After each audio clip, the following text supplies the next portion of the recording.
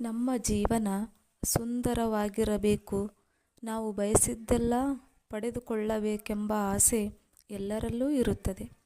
ನಾವು ಅಂದುಕೊಂಡಂತೆ ನಮ್ಮ ಜೀವನದಲ್ಲಿ ಧನ ಸಂಪತ್ತು ಇರಬೇಕಾದರೆ ಲಕ್ಷ್ಮೀದೇವಿಯ ಕೃಪೆ ಪಡೆದುಕೊಂಡಿರಬೇಕು.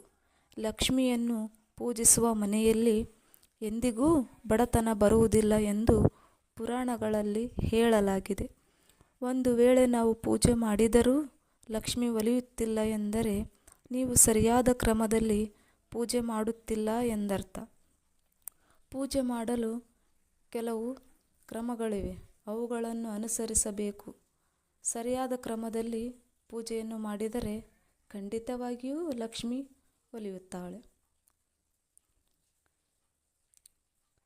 ಲಕ್ಷ್ಮೀದೇವಿಯ ವಿಗ್ರಹ ಅಥವಾ ಫೋಟೋ. ಲಕ್ಷ್ಮೀದೇವಿಯ ವಿಗ್ರಹ ಅಥವಾ ಫೋಟೋ ನಿಂತುಕೊಂಡಿರೋದು ಆಗಿರಬಾರದು. ಕುಳಿತುಕೊಂಡು ನಾಣ್ಯ ಚೆಲ್ಲುವ ಫೋಟೋ ಅಥವಾ ವಿಗ್ರಹ ಇಟ್ಟು ಪೂಜೆ ಮಾಡಬೇಕು. ಏಕೆಂದರೆ ಲಕ್ಷ್ಮಿಯು ಚಂಚಿತಲಾಗುತ್ತಾಳೆ, ಒಂದು ಕಡೆ ನೆಲೆಸುವುದಿಲ್ಲ. ಹಾಗಾಗಿ ಕುಳಿತುಕೊಂಡಿರುವ ಫೋಟೋ ಇಟ್ಟು ಪೂಜೆ ಮಾಡಿ. ಪೂಜೆ ಮಾಡುವ ದಿಕ್ಕು.